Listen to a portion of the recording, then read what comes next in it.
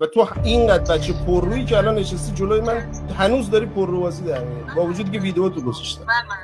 نه نمیتونی از من معذرت بخوای، باید از پلیس معذرت بخوای.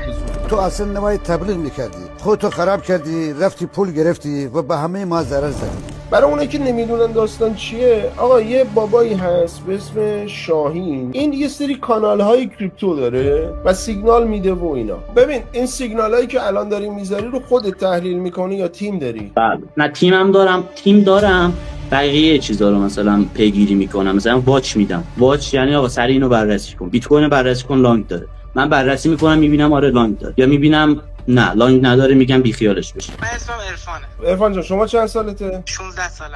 سیگنالا رو دونه دونه خودت میدی؟ یعنی تو وقت میذاری برای سیگنالا؟ ما تیم داریم. بله چرا تایم نذاریم؟ ما مسئول همه سیگنالا رو وقت میذاری؟ بله تایم میذاریم، با تیممون بررسی میکنیم. آفرین. الان من یه دونه ترید پیدا کردم توی کانال زدی، اینا توی این کانالای کریپتو خارجی قبلش مثلا منتشر شد، مثلا شما ساعت 10 و 53 دقیقه زدی، اینا 10 و 50 51 52 عیناً اون ترند توی کانالای بی پدر مادر کریپتو منتشر شده بوده. چجوری تو اینا رو ندیده بودی؟ آی جورجندی ببین ما از این کانال بر نداشتیم. خب بعد اونو از شما برداشتن؟ بالاخره یکی برداشته، الان ما باید پیدا کنیم کی برداشته.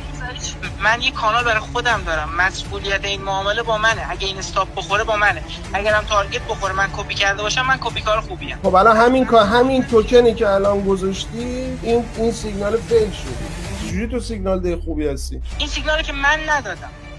خب مگه نمیگی رفتم چک کردم؟ خب یا سیگنال خوب بوده یا بد بوده، پس تو هم خراب کردی دیگه. 3 تا توکن من اینجا دارم میبینم که این 3 تا توکن الان دیگه وجود خارجی ندارن، یعنی توی اون صرافی که تو معرفی کردی این توکن ها پامپ و دامپ شده و الان دیگه اصلا هیچ اثری ازشون وجود نداره. چجوری این توضیح میدی؟ این شاتو قدیمیه. چه تایمی شت کوین خیلی رو بورس بود، مثلا میومدن معرفی میکردن سودای خفن ازش میگرفتن. به قول شما اینم یک کار خاکستریه. نه این که کلاهبرداریه، این خاکستری نیست داداش، این دیگه خیلی خاکستریه، سیاه شده. بچه 16 سالشه، ببین چه مسیری رو داره میره. از وقتی که تو تونستی راه بری تا الان که داری بلبل زبونی میکنی، من وب آموز داشتم، بعد تو اومدی برای من دست و پا دراز میکنی. حالا ما اینا رو مستند میکنیم ببینم دست و پا چقدر درازه.